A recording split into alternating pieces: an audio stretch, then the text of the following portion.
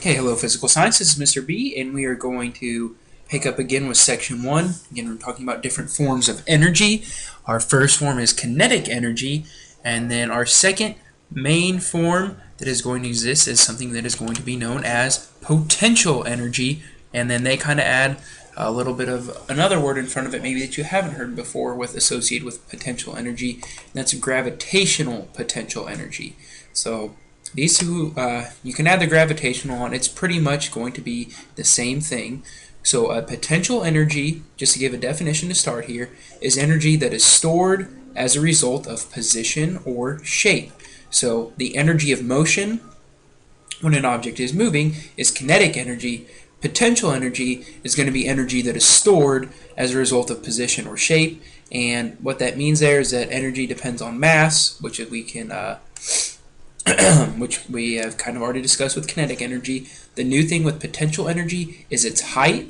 So that's where position comes into play there. So how high it is, what its altitude currently is, depends on will affect its gravitational potential energy, and the acceleration due to gravity, which remember we talked about that number quite a bit. It's 9.8 meters per second squared, and we will mention that again. So those are going to be the factors that are going to be in gravitational potential energy, and it's going to hit on that stuff later on here in this video.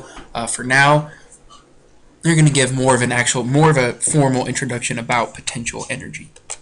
So first here, our example is when this musician pulls the string of her cello to one side, the string is stretched and it gains potential energy. So as she has it stretched to the point where she holds it and it's not moving, that's when it's going to have the greatest amount of potential energy, because it's going to have a lot of stored up energy that's going to be ready to be converted into another type. So the musician is adding energy to the cello string by plucking it. So the energy stored in the stretched string is its potential energy. So when it is stored up, when she's holding it up at the top, when she's kind of has it stretched out to the point, I guess maybe almost a better example, if you're a hunter out there, if you ever shot a bow and arrow, when you have the bow drawn back and you're holding it in place, your bow has the greatest potential energy at that point. That's kind of the same thing, kind of on a little bit of a smaller scale here with the cello. And then that stored potential energy is converted into kinetic energy when the string is released and it vibrates. So when you are shooting at your deer during bow season and you release the arrow, all of that stored potential energy is converted into kinetic energy because the object is now moving. So potential energy is stored energy that's determined by position or by shape. Kinetic energy is that energy of movement. And so potential energy that depends upon an object's height is called gravitational potential energy. So just in general, any type of stored energy is potential energy, but the main type that we're going to discuss is gravitational potential energy, because it's going to have to deal when objects are at a certain height, and this type of potential energy increases when an object is raised to a higher level. So the higher up you are in the air, the higher level you exist at, the higher altitude, however you want to say it, the more potential energy you are going to have. And so an example is this diver. So this diver has gravitational potential energy as she stands at the end of the diving board. And she gained the potential energy by doing work, so that transfer of energy is doing work by climbing up the steps to the diving board. So if she's at, I don't know how high diving boards are, 20 meters, that sounds probably too high probably, but let's just say for argument's sake she's at 20 meters up in the air, and let's say there's another platform below. If she would have stopped at the one that was only 10 meters up in the air, then she would have less potential energy at the lower height. So the higher you are, she did more work, she has more stored energy, that is now she has a greater potential energy. And again, as soon as she leaves that diving board, all of that potential energy is converted into kinetic energy because she begins to move. And so for our potential energy calculations, the SI unit for mass is going to be kilograms, which we already know. Height is going to be measured in meters, so we're not doing feet or inches. Again, we should know that by now. So is meters. And acceleration due to gravity has a value of 9.8 meters per second squared, and that's here on Earth. So, unless I give you that chart again that we looked at earlier in the year that had the different forms of acceleration of gravity at different places in our solar system. 9.8 meters per second squared is the number that you need to know. And then our unit for gravitational potential energy is joules as well. And here's our equation down here. We just multiply our mass times our gravity times our height, and that will give us our gravitational potential energy. So it's a pretty straightforward equation, but I would definitely make sure I wrote that down. Mass times gravity times height.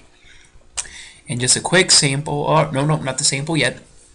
So height is measured from the ground or floor or some other reference level, and doubling either the mass of the object or its height doubles its gravitational potential energy.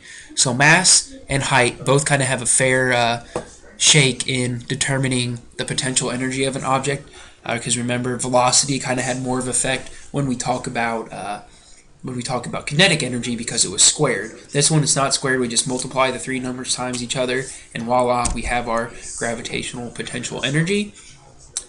And then our example here, it says, what is the potential energy relative to the water surface of a diver at the top of a 10-meter high diving platform? And suppose she has a mass of 50 kilograms. So in our picture right there, she was standing at 10 meters and she has a mass of 50 kilograms. So we just take our mass, 50 kilograms, gravity, which is 9.8 meters per second squared, times 10 meters. And that gives us 4,900 kilograms per meter squared times over second squared, or 4,900 joules. So that's a pretty simple. Again, we'll go over kind of plugging in different numbers where they give us the potential energy, and you have to figure out the mass and things like that. But that's just basically pretty simple, easy way to solve the potential energy problems. And then another type of potential energy we have is elastic potential energy. We're not going to do really any problems with these, but this is just one to more be aware of. And that's the potential energy of an object that is stretched or compressed. And then something that is elastic springs back to its original shape after it is stretched or compressed. So a couple examples is a shock absorber on a bike. So hopefully you guys have seen those before. They're just like they look like a spring actually, and they get coiled up. And they coil up whenever you kind of impact on something to kind of absorb the shock, so it doesn't just get transferred straight from the tire straight to you. And when the shock is gone, they stretch back out to their original spot.